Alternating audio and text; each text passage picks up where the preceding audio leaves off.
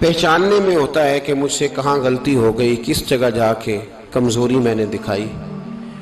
ہر انسان اچھی، ٹھنڈی، خوبصورت، سکھ والی زندگی چاہتا ہے۔ اللہ کریم نے سورہ نحل کے اندر ارشاد فرمایا من عامل صالحا من ذکر او انثی، فرمایا جو بھی اچھے عمل کرے چاہے مرد ہو چاہے عورت ہو، وہو مؤمن، شرط یہ ہے کہ مومن ہو، فلنحیینہ حیاتا طیبہ، فرمایا ہم اسے پاکیزہ زندگی عطا فرما دیں گے، حیات طیبہ دے دیں گے اسے، پاکیزہ زندگی۔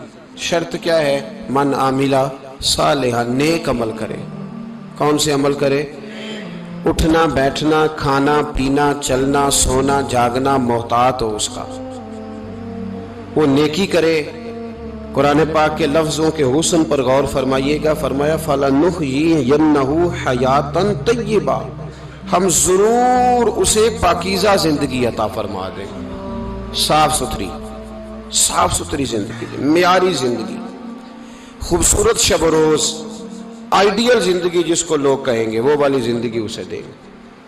اور دوسرے مقام پر سورہ طٰہٰ کی آیت نمبر 124 میں فرمایا وَمَنْ أَعْرَضَ عَنْ ذِكْرِی، جو ہمارے ذکر سے منہ پھیرے گا، جو ہمارا کھا کے چہرہ کسی اور طرف کرے گا، جو چلے گا ہماری زمین پر لیکن توجہ کسی اور طرف ہوگی، آسمان کی چھت ہماری بنائی ہوئی لیکن اس کے خیالات کہیں اور ہوں گے، فَإِنَّ لَهُ مَعِيشَةً ضَنْكًا، فرمایا ہم اسے تنگ زندگانی عطا کر دیں گے، اس کی زندگی تنگ ہو جائے گی، اس کی معیشت تنگ ہو جائے گی۔ گناہ زندگی کو تنگ کر دیتے ہیں، نیکی زندگی میں آسانی پیدا کرتی ہے۔ آپ کو اگر زندگی میں سکون چاہیے ہو تو آپ کسی غریب کی خدمت کر کے دیکھیں، اللہ کتنا سکون عطا کرتا ہے۔ آپ بڑے پاورفل بھی ہیں، بڑے طاقتور بھی ہیں اور بڑے باوقار بھی ہیں، لیکن کسی کو گالی دے کے آپ کا دل کبھی ٹھنڈا نہیں ہوگا، تکلیف ہوگی، اس کے اندر آزمائش ہوگی۔ ڈاکٹر ریسرچ کرتے ہیں، ڈاکٹر وہ کہتے ہیں گناہ کرنے سے آدمی جسمانی طور پر کمزور ہوتا ہے، لیکن وہی عمل اگر وہ بطور نیکی کرتا ہے تو اللہ اس میں اسے قوت عطا فرماتا ہے، اسی عمل میں اللہ اسے قوت عطا کر دیتا ہے۔ میں صرف اشارہ دے رہا ہوں، اس بات کی تفصیل میں نہیں جانا چاہتا۔ میرے عزیز یہ یاد رکھیں کہ نیکی آپ کو سکون دے گی، نیکی آپ کو ٹھنڈا کرے گی۔ اللہ تبارک و تعالیٰ نے قوموں پہ عذاب نازل کیا اور قرآن مجید فرقان حمید نے ان قوموں کے تذکرے بیان فرمائے۔ بھائی کس لیے بیان کیے؟ کہ ہم عبرت حاصل کریں، ہم یہ غور کر لیں کہ یہ کام ہم نے نہیں کرنا، اس کام سے ہم نے بچنا ہے، ہم نے غور کرنا ہے کہ یہ چیز ہمارے اندر۔ لوگ کہتے ہیں نہیں جی نہیں، ہم پہ یہ عذاب نہیں آئے گا، بالکل نہیں آئے گا، اس میں شک نہیں۔ پر اللہ نے بیان کس لیے کیا تھا؟ بیان کیا قرآن مجید معاذ اللہ کسی ایسی چیز کا بیان کرتا ہے جس کی ضرورت نہ ہو؟ قرآن پاک نے ایک ایک حرف ایسا بیان کیا جس کی مسلمان کو ضرورت تھی۔ قوم نوح کا ذکر فرمایا قرآن پاک نے، حضرت نوح علیہ السلام کی قوم کو حضرت نوح علیہ السلام نے 1500 سال سمجھایا ہے، کچھ لوگوں نے 950 سال لکھا ہے نا، اعلیٰ حضرت نے لکھا 1500 سال عمر ہوئی حضرت نوح علیہ السلام کی۔ اللہ تعالیٰ بندے کو جلدی سزا نہیں دیتا، بلکہ قرآن مجید میں ایک جگہ رب کریم اس طرح بھی فرماتا ہے کہ جب بندے مجھے بھول جاتے ہیں تو میں ان کے لیے نعمتوں کے دروازے کھول دیتا ہوں۔ بندہ سمجھتا ہے کہ میں کچھ تو ہے نا کہ میرے اندر کہ میں جدھر جاتا ہوں خیر ہی خیر ہو جاتی ہے، وہ سمجھتا ہے کہ میری عقل ہے، حالانکہ اللہ اسے ڈھیل دیتا ہے، اللہ اسے ڈھیل دیتا ہے۔ گناہوں کی سزا کے 3 طریقے ہیں، ایک ہے متنبہ کرنا، تنبیہ کرتا ہے اللہ، بندہ متنبہ ہو جاتا ہے، یہ اللہ کا بہت بڑا احسان ہوتا ہے۔ ایک ہوتا ہے مہلت دینا، اور ایک تیسرا ہوتا ہے اللہ خفیہ تدبیر کرتا ہے۔ تھوڑا سا سمجھیے گا، انسان پر کوئی آزمائش آئی، فوراً اس کی چھٹی اس نے کہا کہ وہ فلان جگہ غلطی کی تھی تب ایسا ہوا ہے۔ ہوتا ہے نا کئی دفعہ آواز آتی ہے نا اندر سے، چلیں بول دیں کچھ نہیں ہوتا آپ کو، اللہ جانتا ہے یہاں کوئی کچھ نہیں کہے گا آپ کو، اور ہماری تو ویڈیو بھی نہیں گھومتی، یعنی خبر بھی نہیں ہو کہ کس نے ہاں کر دی کس نے نہ کر دی، آپ بغیر ٹینشن کے بات چیت کریں، آج کچھ نہیں ہوتا انشاءاللہ تعالی۔ آتی ہے اندر سے آواز؟ میں آپ سے اس لیے ان چیزوں کی تصدیق کراتا ہوں کہ باقیوں کو بھی آتی ہے کہ نہیں، اس لیے تصدیق۔ کبھی کوئی کسی جگہ انسان پریشان ہوتا ہے تو محسوس کرتا ہے کہ وہاں مجھ سے ہوتا ہے نا جی، جس کو یہ نصیب ہو جائے بڑا خوش نصیب آدمی ہے۔ حضرت مولا علی فرماتے ہیں اگر تجھے دنیا میں سزا مل گئی تو بچ گیا ہے، سمجھ پھر اللہ کرم کرے گا، آخرت میں سزا نہیں دے گا۔ اور یہ یاد رکھ لے، وما اصابکم من مصیبت فبما کسبت ایدیکم ویعفو عن کثیر۔ اللہ فرماتا ہے دنیا میں تجھے جو بھی تکلیف پہنچتی ہے وہ تیرے ہاتھوں کے کرتوتوں کی وجہ سے پہنچتی ہے۔ ویعفو عن کثیر، فرمایا کثیر گناہ تو میں ویسے ہی معاف کر دیتا ہوں۔ یہ جو تیری زندگی میں دکھ ہے نا، یہ بھی میری قلیل سزائیں ہیں۔ یہ کثیر پر سزا، یہ قلیل ہے، قلیل یہ جو تمہاری زندگی میں تکلیف ہیں۔ انسان کو سزا ملتی۔ حضرت فضیل بن عیاض رحمۃ اللہ تعالی علیہ گھوڑے پہ بیٹھے تھے، گھوڑا شرارت کرنے لگ گیا، اچھلنے لگ گیا، کودنے لگ گیا، تو حضرت فضیل بن عیاض نیچے اترے، ایک کونے میں جا کے نماز کی نیت باندھ لی، 2 رکعت نماز پڑھی، پھر دیر تک استغفار پڑھتے رہے، روتے رہے، دعا کرتے رہے، واپس آئے۔ خادم عرض کرنے لگے حضور سمجھ نہیں آئی، گھوڑے نے تھوڑی سی شرارت کی، وہ بدکا ہے، آپ نے اس کو چھوڑا ہے اور چھوڑ کر کے آپ نماز میں لگ گئے۔ تو حضرت فضیل بن عیاض فرمانے لگے جب بندہ اللہ کی نافرمانی کرتا ہے نا تو جو چیزیں اس کی فرما بردار ہوتی ہیں وہ اس کی نافرمانی کرنے لگ جاتی۔ تو مجھے محسوس ہوا تھا کہ میں نے کہیں اللہ کی نافرمانی کی ہے، اس لیے ایسا ہوا ہے کہ میرے گھوڑے نے میری، تو میں توبہ کرنے لگا ہوں، اور اب دیکھتا ہوں بیٹھ کے بھلا کیا ہوتا ہے۔ میں نے سچی توبہ، حالانکہ مجھے یاد نہیں کہ میں کہاں بولا، پر کھری اور سچی توبہ کی۔ دوبارہ گھوڑے پہ بیٹھے تو گھوڑا بالکل صحیح ہو کے ساتھ چلنے لگ گیا۔ میرے بھائی جب یہ تنبیہ ہے اللہ کی طرف سے، یہ متنبہ کیا جاتا ہے کہ تو بعد آ جا۔ بہت ساری جگہوں پہ انسان کو وقتی طور پر اگر سزا مل جائے، نبی پاک علیہ السلام کی خدمت میں ایک صحابی آئے، بات مضبوط کر دوں، واقعہ سنایا ہے نا تو کچھ لوگ سمجھتے ہیں کہ یہ واقعہ ہے، تو میں ایک حدیث پاک امام بہقی کی لکھی ہوئی عرض کرتا ہوں۔ نبی پاک علیہ السلام کے ایک صحابی آئے اور ان کا سر پھٹا ہوا تھا، خون بہ رہا تھا۔ سرکار نے فرمایا کیا ہوا؟ عرض کی حضور ایک عورت جا رہی تھی، میری نظر پڑی، ابھی نظر پڑی ہے کہ میرے آگے ستون آ گیا تو میرے سر پہ لگ گیا۔ نبی پاک صلی اللہ علیہ وسلم نے فرمایا تیرے لیے خوشخبری ہے، اگر دنیا میں تیری غلطی کی تجھے سزا ملی ہے تو پھر رب تجھے قیامت میں سزا نہیں دے گا۔ پھر اللہ قیامت میں سزا، بعض گناہ ایسے ہیں جن کی یہاں بھی سزا ملے گی اور وہاں بھی ملے، لیکن میرے بھائی پہلی بات یہ ہے کہ اللہ تعالیٰ اس غلطی کی یہی سزا دے لے، اور دعا فرمائے اللہ تبارک و تعالیٰ یہاں بھی معافی عطا فرمائے، وہاں بھی معافی عطا فرمائے، اللہ درگزر ہی فرمائے۔ لیکن میرے بھائی ایک تو یہ سزا، ایک سزا یہ ہوتی ہے کہ انسان جب گناہ کرنے لگتا ہے تو اللہ نعمتوں کے دروازے کھولتا ہے، مہلت دیتا ہے۔ 500 سال تک فرعون کو مہلت دی۔ کتنے؟ یہاں جو 5 سال حکومت کر لیتا ہے وہ کہتا ہے سب سے قابل میں ہی ہوں، مجھے مہلت جو ملی ہوئی ہے۔ 500 سال مہلت دی اللہ تعالیٰ نے، اور فرعون کی قوم پر پتہ عذاب کس طرح کے آئے تھے؟ ٹڈیاں مسلط کر دی اللہ نے۔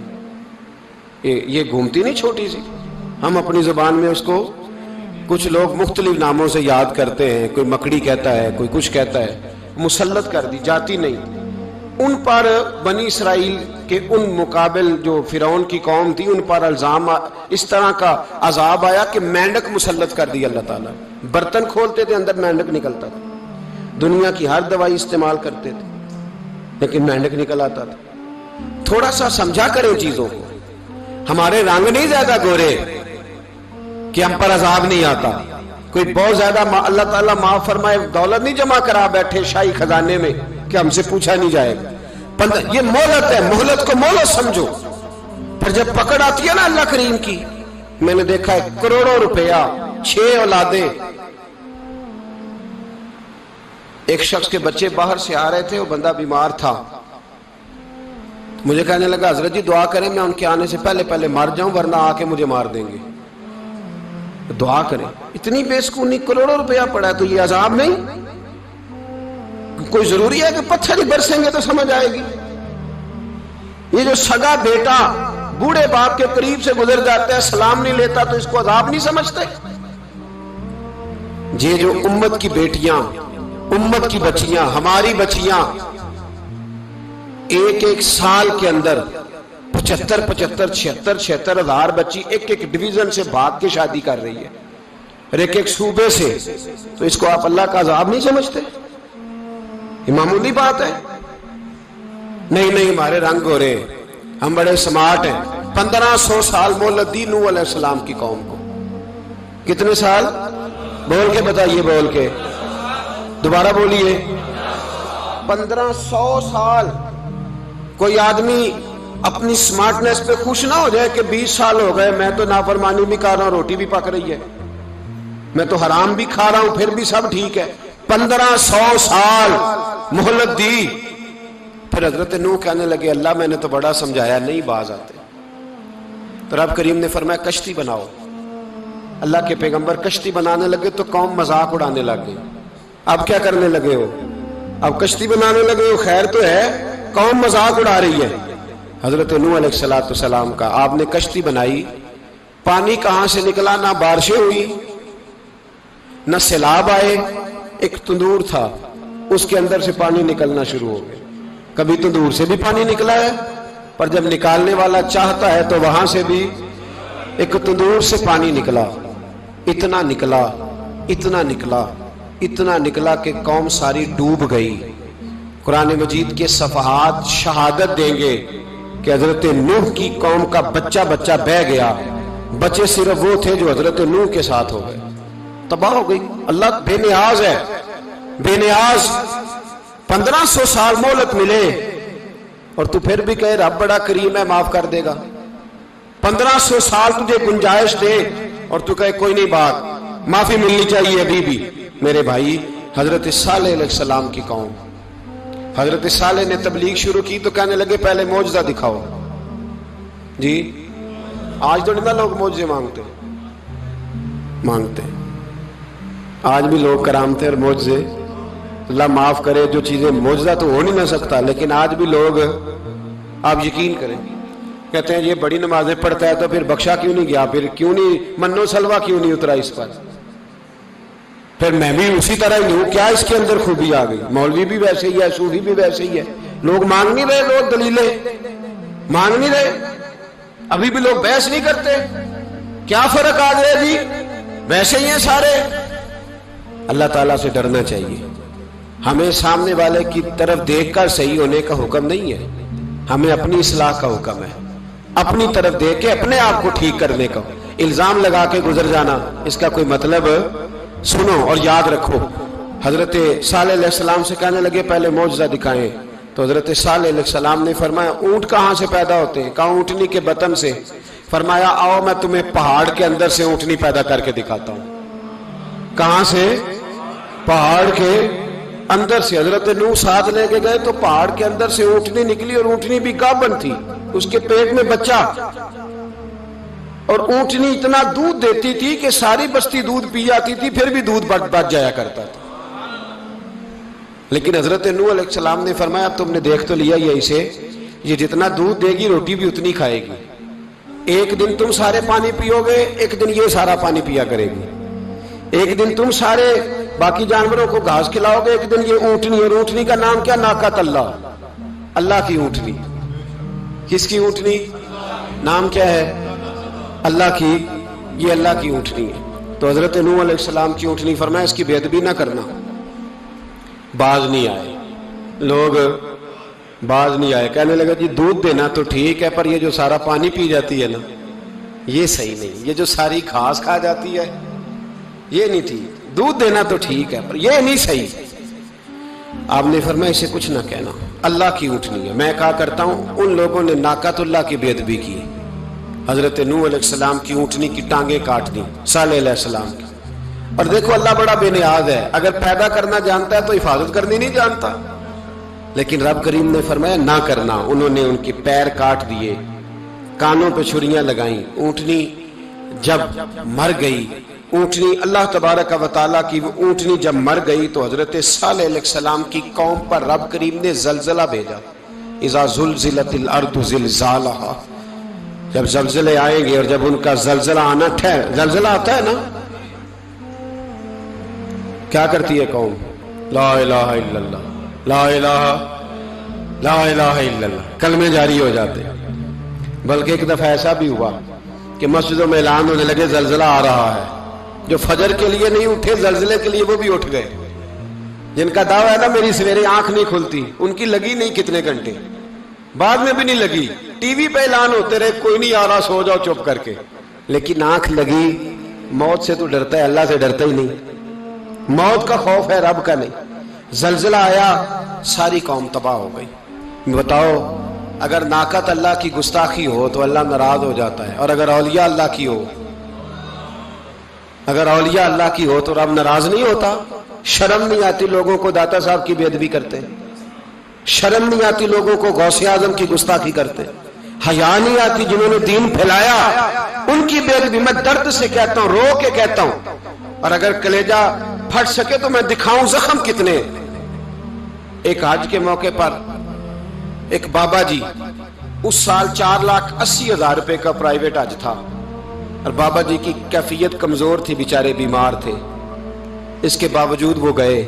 بوڑھے آدمی، جا کے بیٹھیے، بزرگ، اور کتنی مشکل ہے وہاں منا، مزدلفہ، عرفات، طواف زیارت. کتنا مشکل کام ہے طواف زیارت کرنا، طواف وداع کرنا. کس کٹھن سے حج کیا، بڑھاپے میں پیسے بھی لگائے. اور جب وہ روضہ رسول پہ گئے صلی اللہ، اور انہوں نے جا کے نبی پاک صلی اللہ علیہ وسلم کے روضے کی طرف منہ کر کے درود شریف پڑھا تو ایک ملا نے اٹھ کے کہہ دیا تو مشرک ہے. تو میری روح کانپی. میں نے کہا تجھے شرم نہیں آئی، حیا نہیں آئی؟ اس کی عمر دیکھ، کس بڑھاپے میں کہاں سے چلا، کہاں آیا. یہ مشرک ہوتا تو کسی مندر میں جاتا، یہ مشرک ہوتا تو کسی گرجے میں جاتا. یہ مشرک نہیں، یہ مومن ہے. اور یہ وہ والا مومن ہے جس کے سینے میں دل جب دھڑکتا ہے تو خالی دھڑکتا نہیں، ساتھ وہ محمد عربی پہ درود و سلام بھی پڑھتا ہے. شرم نہیں آتی لوگوں کو؟ اتنی بڑی گستاخی کرتے. جو روضہ رسول پہ آیا مشرک ہے. میں نے تو ایک مولوی کو صاف صاف کہا تھا، میں نے کہا اگر میں مشرک ہوں تو نکالو، مشرک کا داخلہ تو یہاں ویسے ہی منع ہے. شرم نہیں آتی؟ اپنی زبان کا ایک پاس کرو کچھ.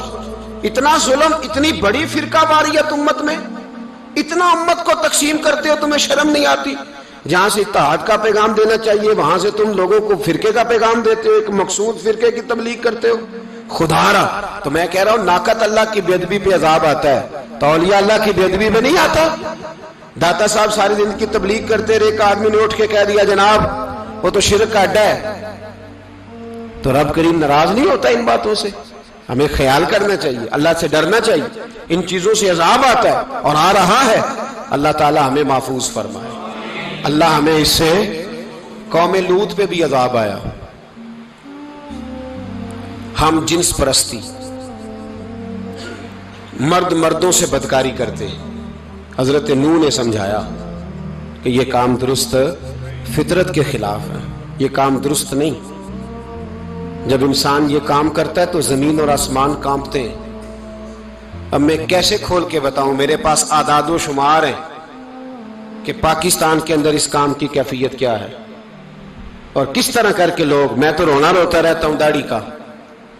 لوگ کئی دفعہ کہتے ہیں حضرت صاحب پہلے بھی آئے تھے تو داڑھی کی بات، پھر بھی آئے تو داڑھی کی بات. تو میں رونا روتا ہوں. اس لیے روتا ہوں کہ جو کلین شیو نوجوان ہوتا ہے وہ امرد کے حکم میں ہے، اس پر وہی حکم لگتا ہے جو عورت پہ لگتا ہے. اس کے ساتھ مرد کا اٹھنا بیٹھنا اسی طرح ناجائز ہے جس طرح عورت کے ساتھ. حضرت جنید بغدادی رحمت اللہ تعالیٰ علیہ کے سامنے ایک شخص نے کہا وہ کتنا خوبصورت نوجوان جا رہا ہے، تو آپ فرمانے لگے تو حافظ قرآن نہیں؟ کہا ہاں. فرمانے لگے جا اپنے حفظ کی خیر بنا. وہ شخص کہتا ہے میں نے اس بغیر داڑھی والے کلین شیو نوجوان کو بری نظر سے دیکھا، مجھے قرآن پاک ہی بھول گیا، سارا قرآن پاک بھول گیا. اور کتنے سال میں دعائیں کرتا رہا، بیت اللہ کے طواف کرتا رہا، میں یاد بھی کرتا تو نہیں ہوتا. کیسے؟ اب تو ہمارا نعت کہاں بیوٹی پارلر سے ہو کے آتا ہے. ہم کسی اور کو کیا پیغام دیں؟ وہ پیغام، وہ نظام، وہ طریقہ کار جس کا حکم تھا شریعت میں. قوم لوط پر عذاب آیا. صحیح بیٹھتے ہوں گے بچے جو موٹر سائیکلوں پہ بیٹھتے ہیں. میں نے گجرانوالہ کی سڑکوں پہ بچوں کو نوجوانوں کو جو تماشے کرتے سرے عام دیکھا ہے تو مجھے ڈر لگتا ہے. اور کوئی روکنے والا نہیں, شغل ہو رہا ہے, ہنس رہے ہیں, اور سامنے عورتیں بھی ہیں, سب ہو رہا ہے. کتنی تکلیف کی بات. حضرت نوح کی قوم یہ کام کرتی تھی, قرآن پاک نے بیان کیا ہے. حضرت نوح نے سمجھایا, فرمایا رب کریم نے تمہیں اپنی خواہش پوری کرنے کے لیے جائز طریقہ عطا فرمایا, عورتوں سے نکاح کرو, اور اس نکاح کی برکت سے جو اللہ تمہیں اولاد دے گا اس کو اللہ تبارک و تعالیٰ تمہارے لیے باعث بخشش بھی فرمائے گا. لیکن جب قوم نہ مانی تو جو قوم میں لوط کا عمل کرے اس کا علاج قرآن نے بیان فرمایا کہ آسمان سے پتھر برسیں گے. پھر پتھر برسے اور جن کے بڑے بڑے اچھے دماغ تھے ان کے دماغ چکنا چور کر دیے گئے, تباہ کر دیے گئے, ان کے دماغ زمین پر بچھاڑ دیا گیا. اللہ مہلت دیتا ہے, لیکن اس کا مطلب یہ نہیں کہ انسان توبہ ہی نہ کرے. حضرت شعیب علیہ السلام کی قوم پر بھی عذاب آیا, اس لیے کہ بددیانتی کرتی تھی, ناپ تول میں کمی کرتی تھی. میں نے کہا تھا شب قدر کی رات کہ یہ کوئی تماشا ہے کہ شب رات آئی تو ساری رات روتے رہے, یا اللہ معاف کر دے, یا اللہ معاف کر دے, رو رو کے چیخے مار مار روئے.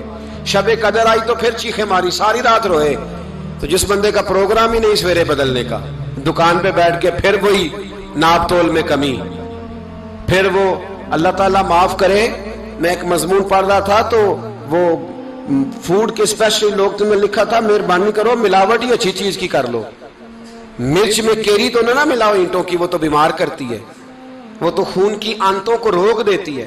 وہ کہنے لگا, اور وہ کہتا ہے میں تمہیں بتاتا ہوں کون کون سی چیز ملائی جا سکتی ہے, وہ ملا لو. خدا را اس قوم پہ رحم کرو, مہربانی. ایک دوست ہے ہمارے, میں وزیر آباد میں ان کے گھر بیٹھا تھا تو ایک میڈیکل, میرا کسی شخص پہ اعتراض کرنے کا میں مجموعی بات کرتا ہوں. میں ایسے ڈاکٹروں کو جانتا ہوں جو اللہ تعالیٰ فضل کرے سچ مچ کے نیک ہیں, اچھے لوگ. تو بچے کا میڈیکل سٹور ہے, تو والد بیمار ہو گیا, تو کہتا ہے ابا جی ڈاکٹر صاحب نے کہا آپ کو ڈرپ لگنی ہے. تو سگے باپ کو ڈرپ لگانے لگا, تو باپ کیا کہتا ہے پتر تیری مہربانی مینو کوئی اصلی لائی, وہ نہ لائی جڑی لوکاں نو لانا ہے. اب وہ پیار سے سنا رہا ہے بات. میں نے اسے کہا کہ یہ تو ڈوب مرنے کا مقام ہے نا, ڈوب مرنے کا مقام, کہ جس ملک کے اندر دوائی بھی صحیح نہ بکے, اصلی نہ ملے دوائی بھی, اور پھر وہ قوم کہے کہ ہم نے تو پورے روزے رکھے, ہم نے تو بڑا صدقہ اور خیرات کیا, دوائی بھی اصل نہ ملے. جناب شعیب علیہ السلام کی قوم ناپ تول میں کمی کرتی تھی, تو اللہ تبارک و تعالیٰ نے ان پر بتا عذاب کس طرح کا بھیجا. شدید گرمی ہوئی, اللہ ہمیں محفوظ فرمائے. سارے آمین کہہ دیا. دیکھیں کتنا اچھا موسم کر دیا رب کریم, اللہ ہمیں محفوظ فرمائے, اللہ رحمت فرمائے. شدید گرمی کی لہر آئی, باہر اتنی گرمی ہوئی کہ لوگ اپنے گھروں میں گھس گئے. جس طرح سورج کی شعائیں گھروں کے اندر داخل ہو جاتی ہے, اس طرح گرمی کی لہر اندر داخل ہوئی. اور جس طرح کسی کو آگ لگ جائے تو وہ آدمی اچھلتا کودتا ہے نا, اس طرح یہ لوگ اچھلنے لگے اور اچھل کود کے مر گئے. جرم کیا تھا؟ ناپ تول میں کمی کرتے. حضرت داؤد کی قوم بھی تباہ ہوئی. جرم کیا تھا؟ ہفتے والے دن مچھلیاں نہیں پکڑنی تو یہ پکڑتے تھے. حکم ہے نا مسلمان کو نماز کے ٹائم کوئی اور کام نہیں کرنا, نماز پڑھنی ہے. میرا خیال ہے مسلمان تو فٹافٹ آ جاتے ہیں, سارے پہنچ جاتے ہیں نا مسجدوں میں. ہلکا ہلکا بول رہے ہیں آپ, کیوں نہیں پہنچتے؟ اگر حضرت سیدنا, اور پتہ انہیں سزا کیا ملی؟ اللہ نے فرمایا اس ٹائم عبادت کرنی ہے, کام نہیں کرنا, وقت نہیں ہے کام کا. انہوں نے مچھلیاں پکڑی, 12,000 لوگ تھے. پتہ مالک نے سزا کیا دی؟ بندر بنا دیا. اللہ کریم قرآن مجید کا پہلا سپارہ پڑھے, فَجَعَلْنَاهَا نَكَالًا لِمَا بَيْنَ يَدَيْهَا وَمَا خَلْفَهَا. اللہ فرماتے ہیں پچھلوں کے لیے بھی عبرت بنا دیا, بعد والوں کے لیے بھی عبرت, نشان عبرت بنا دیا. بندر بن گئے, اور جو ان کے دوست جو بچ گئے تھے ان کے پیر چومتے تھے, روتے تھے. 3 دن بندر بن کے زندہ رہے. پھر اللہ نے سب کو اجتماعی موت دے دی. اگر مسلمان سے اللہ کہے کہ نماز کے ٹائم کاروبار نہیں, جمعے کے ٹائم کاروبار, تو مسلمان کہتا ہے نہیں مجھے مہلت ملی ہوئی ہے. یہ تو اس وقت پتہ چلتا ہے نا جب بچے ڈیوٹی لگاتے ہاں ہاں ہاں عذاب آتا ہے، اس وقت پتا چلتا ہے، میں نے دیکھا یہ منظر، اس وقت پتا چلتا ہے جب بچے کسی ملازم 6000 کی ڈیوٹی لگاتے، کہتے ہیں ابے کا دھیان رکھنا، ہم دکان پہ بیٹھنے لگے. پھر اسے سمجھ آتی ہے اگر میں نماز کے ٹائم مسجد میں ہوتا تو آج میری اولاد میری خدمت میں ہوتی. میں نماز کے ٹائم مسجد نہیں گیا تو بچوں نے 6000 کا ملازم بٹھایا ہے، ابا جی کا خیال رکھ، ایک نرس بلائی ہے، تو خیال رکھ. کدھر ہوتے ہیں مسلمان نماز کے ٹائم؟ ایک عیسائی نے اعتراض کیا ہے، سنیں، وہ کہتا ہے مجھے لگتا ہے مسلمانوں کے 3 خدا ہیں. مسلمان اڑ گیا، کہنے لگا نہیں ہمارا تو ایک ہے. کہا نہیں 3 ہے. معاذ اللہ استغفر اللہ، ہمارا ایک ہے. کہنے لگا نہیں میں ثابت کرتا ہوں، ایک تمہارا خدا 5 نمازوں کا ہے، ایک رمضان کا ہے، ایک عید کا ہے. لگتا ہے معاذ اللہ عید والا زیادہ تگڑا ہے، تم زیادہ آتے ہو. رمضان والا لگتا ہے اس سے کچھ کمزور ہے، تم تھوڑے آتے ہو. اور 5 نمازوں والا شاید سب سے کمزور ہے. بات عقل کی ہے کہ نہیں؟ اس نے اعتراض ٹھیک کیا. تو مسلمان کو چاہیے نا خیال کرے. ایک یہودی نے لکھا تھا، اس نے کہا تھا جس دن مسلمانوں کی تعداد فجر کی نماز میں اتنی ہو گئی جس دن جتنی جمعے میں ہوتی ہے، اس دن نہ کوئی یہودی سازش کرے گا نہ کوئی عیسائی تلوار نکالے گا. شرط یہ ہے کہ یہ اسی طرح فجر پڑھنے آئیں جس طرح جمعہ پڑھنے آتے ہیں. تو پھر کوئی شخص بھی ان کو کسی جگہ شکست دے سکتا تو ہمارے گناہ ہمیں پریشان کرتے ہیں. یہ جتنی آزمائشیں ہیں ان کے پس منظر میں گناہ ہیں. ہماری زندگی کے اندر جتنی تکلیفیں، ہماری پریشانیوں کا سبب ہم خود ہیں. بہت ساری جگہوں پہ ہم غلطی کرتے ہیں، اس کی ہمیں سزا ملتی. غلطی کی سزا. ایک نوجوان نے مجھے بڑی گہری بات سنائی، میرا قریبی تعلق تھا. کہنے لگا گھر میں بڑا مسئلہ ہے، بڑی پریشانی ہے، ماں اور بیوی کا ماحول اتنا سخت ہو گیا ہے کہ نمٹ نہیں سکتا. آپ یقین کریں میں نے ڈیٹیل سے ساری چیز کو سٹڈی کیا، میرے پاس اتنا وقت نہیں ہوتا، پھر بھی میں نے اس فیملی کو پورا پڑھا تو غلطی نوجوان کی نکلی. نہ اس پہ اماں اعتبار کرتی ہے نہ بیوی اعتبار کرتی ہے. اس نے جھوٹ بول بول کے اس طرح کی ماحول پیدا کر دیا ہے کہ کوئی اس پر اعتماد کرنے کو تیار ہے. اگر آپ ناراض نہ ہو تو ایک بات کروں، پتہ ہے گھر میں ماحول کب خراب ہوتا ہے؟ باہر والے ہماری تقریر سنتے ہیں، گھر والے ہمارا عمل دیکھتے ہیں. جب وہ دیکھتے ہیں نا کہ یہ کس طرح کا شخص ہے، اس کے رویے، اس کا کردار، اس کا لب و لہجہ کتنا برا ہے اور یہ کردار کا کتنا کمزور ہے. اعلیٰ حضرت فرمایا کرتے تھے نیک وہ ہوتا ہے جس کی تنہائی صاف ستھری ہوتی ہے. اس لیے ماحول بگڑ جاتا ہے. یہ جو ہم کہتے ہیں نا میرے سجن بڑے بنتے ہیں پھر ٹوٹ جاتے ہیں، کچھ لوگ ایسے ہوتے ہیں جو ان کے پاس جاتا ہے انہی کا ہو جاتا ہے. وہ کہیں اور کے قابل کیوں بھلا؟ اس لیے کہ ان کے کردار میں ٹھنڈک دیکھتا ہے، ان کے لب و لہجے میں مٹھاس دیکھتا ہے، اس شخص میں اتنی خوبصورتی دیکھتا ہے کہ اسی کا بن جاتا ہے. حضرت ابراہیم بن ادم کے پاس ایک نوجوان آیا، کہنے لگا میں گناہ کرنا چاہتا ہوں. فرمانے لگا بالکل کر، اللہ کا دیا ہوا رزق کھانا چھوڑ دے اور گناہ کر. کہنے لگا یہ نہیں ہو سکتا. فرمانے لگے چل پھر اس طرح کر، رب کی زمین پہ نہ رہ، کسی اور کی زمین پہ چلا جا. کہنے لگا یہ بھی نہیں ہو سکتا. فرمانے لگے چل اللہ کی چھت سے نکل جا. کہنے لگا یہ بھی نہیں ہو سکتا. تو آپ رو پڑے. فرمانے لگے پھر جناب اسرائیل جب آئیں تو ان سے کہنا مجھے 2-3 سال کی مہلت دے دے، پچھلی میری گناہوں میں گزر گئی، میں ذرا 3 سال عبادت کر لوں. تو وہ شخص بھی رونے لگا، کہنے لگا حضور وہ مہلت نہیں دیتے، وہ جب لینے آتے ہیں تو پھر لے کے اللہ تعالیٰ نے جب انسان بنانا چاہا نا تو جناب جبریل کو کہا مٹی لے کے آ زمین سے. حضرت جبریل نے مٹی پہ ہاتھ ڈالا تو باقی کی مٹی رونے لگ گئی، اسے جدا نہ کر. تو جناب جبریل چھوڑ کے چلے گئے. حضرت میکائیل کو بھیجا مٹی لا، مٹی پہ ہاتھ ڈالا تو باقی کی مٹی رونے لگ گئی، چھوڑ کے چلے گئے. جناب اسرائیل کو بھیجا، مٹی پہ ہاتھ ڈالا تو باقی کی رونے لگ گئی، چھوڑ کے نہ جاؤ. تو حضرت اسرائیل فرمانے لگے تیرا رونا دیکھو کہ رب کا حکم دیکھو. وہ لے گئے، جب پیش کی تو رب کریم نے فرمایا اسرائیل جان نکالنے کی ڈیوٹی بھی تیری، تو مٹی کو لے آنا، باقی مٹی روتی بھی رہے تو روتی رہے. جب میرا فیصلہ آ جائے تو پھر اس میں کوئی گنجائش، ہم کھاتے بھی اللہ کا ہیں، نافرمانی بھی اس کی کرتے، زمین پہ بھی اس کی چلتے ہیں، نافرمانی بھی اس کی کرتے، حکم کسی اور کا مانتے، چھت پہ رب کریم کی رہتے. اس طرح نظام نہیں چلتا. میرے بھائی یاد رکھ لو، गुनाहों की सजा मिलेगी, जिंदगी तंग हो जाए, यहां भी आजमाइश होगी और वहां भी। मैंने दर्स पे कहा था, फिर बात कहता हूं, ये मैं अपने लिए कह रहा हूं, तवज्जो है मेरी बात पर। दुआ फरमाया करें कि जो कुछ हम नजर आते हैं, अल्लाह हमें वैसा बनने की तौफीक भी अता फरमाए। अल्लाह वैसा बनने की, ये मुश्किल मामला है, मुश्किल। देखिए ना, एक आदमी सियासतदान है, उसने बड़े अच्छे नारे लगाए, इनकलाब आ जाएगा, मैं गरीब का भला कर दूंगा, मैं यतीमों के सर पे हाथ रखूंगा, मैं मजबूरों की मदद करूंगा, मैं दुखियों की मदद करूंगा, मजदूरों को। उसने अच्छे अच्छे नारे सिखाए, अच्छा अच्छा उसने पैगाम दिया। अंदर उसके ये था कि इक़्तिदार मिलेगा तो मर्जी करूंगा। लोग उसके गिर्द भी गए, उसकी गाड़ी के पीछे भी भागे, लोगों ने उसके नारे भी लगवाए, जेब से पैसे लगा के उसके पोस्टर भी शाया किए। लोग उसके गर्विदा हो गए, लोगों ने पूरी, और मेरी कौम ने तो बेचारी ने कई दफा धोखे खाए। जिसने नारा लगाया, गरीब उसी के पीछे मसीहा बन के चल पड़ा। आज धोखा दे लिया, लोगों को पीछे लगा लिया। ये बताओ, अगर राज खुल जाए, अगर राज खुल जाए कि ये धोखा दे रहा है, ये फरेब कर रहा है, तो लोग उसका क्या हाल करेंगे? ये राज कयामत में खुल जाएगा, कयामत में ये राज, हाँ, ये खुल जाएगा, खुल जाएगा। ये धोखेबाज था। इज़ा ज़ुलज़िलतिल अर्दु ज़िलज़ालहा, जब जलज़ला आएगा जैसे उसका आना ठहरा। व अख़रजतिल अर्दु अस्क़ालहा, जमीन अपने बोझ बाहर निकाल देगी। इससे मुराद क्या है कि जमीन पे जो जुर्म हुए जमीन बता देगी, बाहर निकल आए। वक़ाल अल इंसानु मा लहा, इंसान कहेगा इसे क्या हुआ, ये तो सब कुछ बता रही, बोझ बाहर निकाल देगी। एक आदमी पीरे तरीकत बन के बैठ गया, जुब्बा कुब्बा पहन के, बड़ी पगड़ी बांध के बैठ गया, अच्छी अच्छी नेक बातें बताने लगा।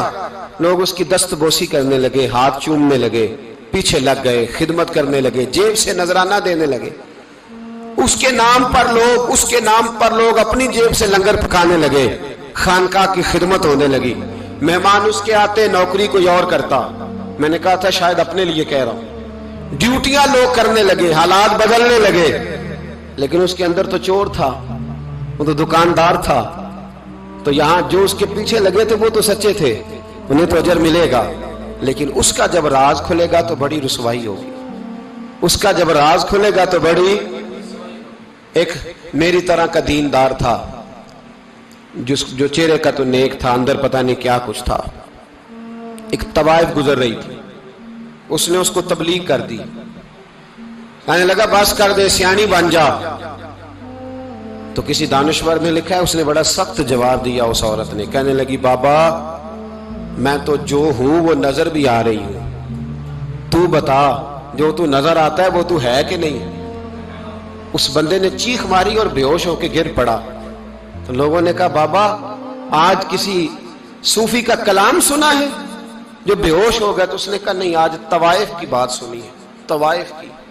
और वो अजीब बात कर गई है, वो कह गई है मैं तो जो हूं मैं नजर आ रही हूं, तू भी तो बताना, तू बताना कि तू दस्तारे इमामत पहनता है।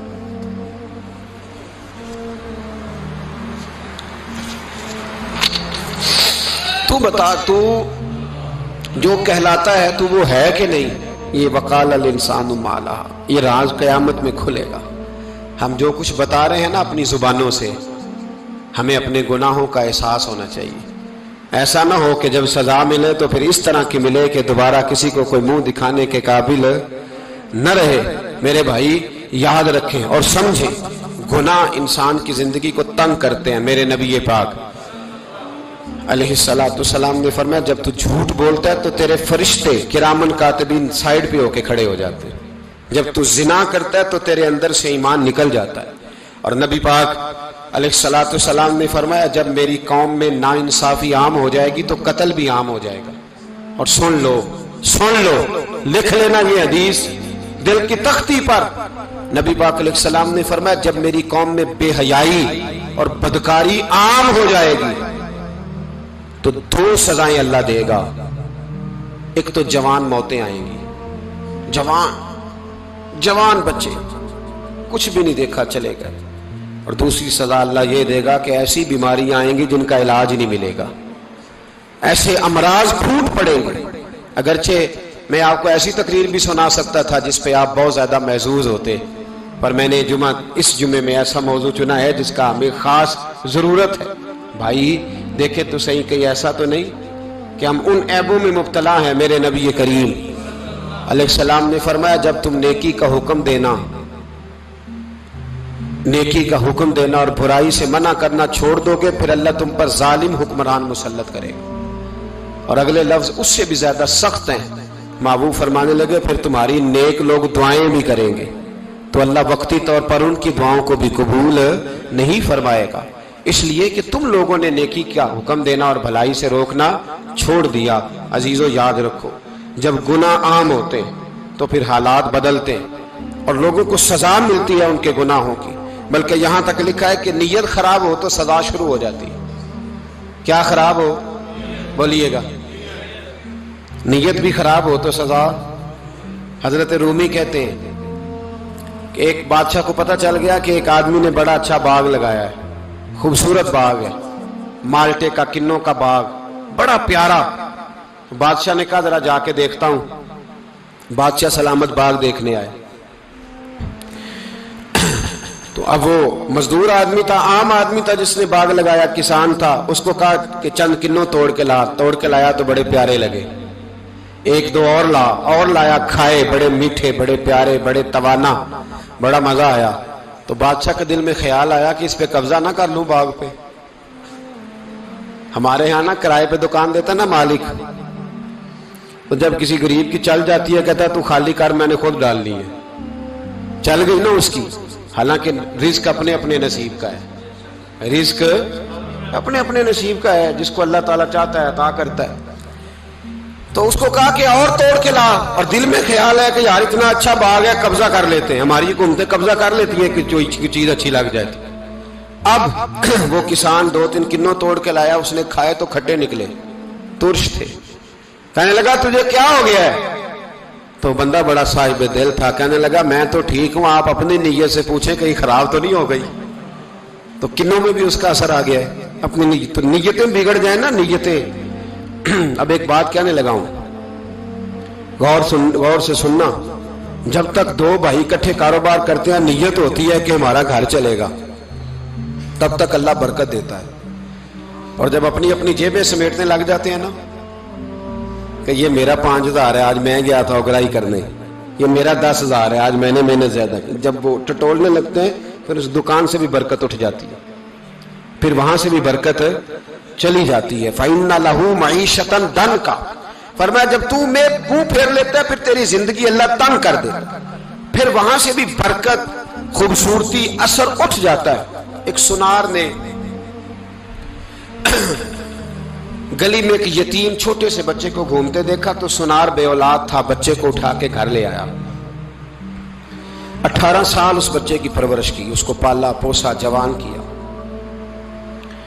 سنار کے پاس وہ دکان پہ چلا جاتا، وہ کئی دفعہ دکان پہ رہتا، کئی دفعہ گھر میں رہتا۔ ایک دفعہ وہ دکان پہ تھا، بچہ گھر تھا، 18 سال کا جوان، اس کی بیوی اکیلی تھی۔ وہ جس نے ماں بن کے پالا تھا اس نے اسی پہ حملہ کر دیا، اس کا بازو بری نیت سے تھاما، بیوی چیخی۔ تھوڑی دیر گزری تو وہ نوجوان پیروں میں بیٹھ گیا، کہنے لگا اماں پتہ نہیں مجھے کیا ہوا۔ شام کو سنار آیا، بیوی چیخنے لگی، چلانے لگی، کہنے لگی آج عجیب بات ہوئی، جس کو میں نے جگر کا خون دے دے کے پالا اسی نے گندی نظر ڈالی۔ سنار محو حیرت ہے، بیوی کا خیال تھا کہ لاٹھ اٹھائے گا، ڈنڈا اٹھائے گا، نوجوان کو مارے گا، لیکن وہ رونے لگ گیا۔ اس نے کہا آج اس نے میرا بازو تھاما ہے، جانے کیا کیا ہے؟ پریشان ہونے لگ گیا، سجدے میں گر گیا، کہا تو بتاتا کیوں نہیں؟ تو وہ سنار کہنے لگا اس کی غلطی نہیں، 18 سال کے بعد آج مجھ پر بھی شیطان سوار ہوا تھا۔ ایک عورت آئی تھی، وہ اپنے بازوؤں میں چوڑیاں پہننا چاہتی تھی تو میں نے بھی گندی نظر سے ہاتھ ڈالا تھا، رب کریم نے مجھے فوراً اس کی سزا دی۔ جن کے گھروں میں بیٹیاں ہوتی ہیں ان کی نظریں گندی نہیں ہوتی، جو بیٹیوں کے باپ ہوتے ہیں، جو بہنوں کے بھائی ہوتے ہیں، ان کی نظریں گندی۔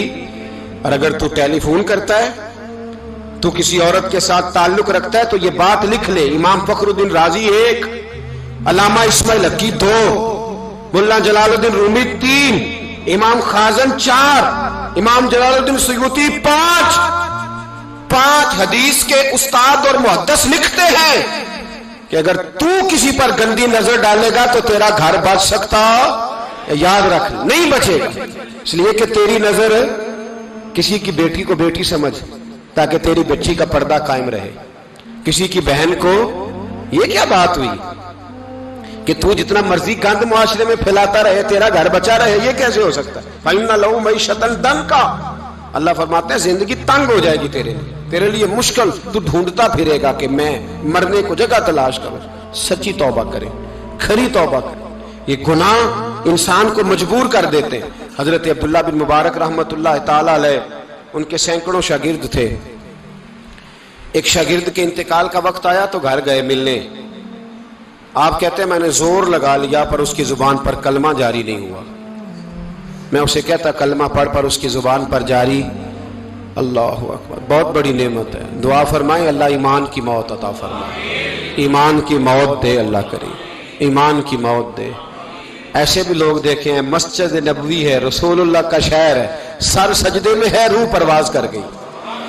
روح پر کتنا نصیبوں والا ہے, کتنا نصیبوں والا ہے کہ مسجد نبی میں سر سجدے میں رکھا ہے اور اللہ تبارک و تعالیٰ نے محبوب کے قدموں میں موت عطا فرمائی. تو حضرت عبداللہ بن مبارک کہتے ہیں میں نے اس کو کہا کلمہ پڑھ تو اس کی زبان پہ جاری نہیں ہوتا. میں بار بار کہتا تو وہ منت کرتا, کہتا حضور میں کوشش کرتا ہوں جاری نہیں ہوتا. فرماتے میں پریشان ہو کے اٹھا, ابھی میں دروازے پہ پہنچا تھا, اس نے چیخ ماری اور روح پرواز کر گئی. بچے رونے لگے, بیوی رونے لگی. تو میں نے اس کی بیوی سے کہا کہ یہ جرم کیا کرتا تھا, اتنا بڑا پاپی پہ کلمہ جاری نہیں ہوا. اس کی زوجہ کہنے لگی حضرت جی 2 گناہ تھے اس کے.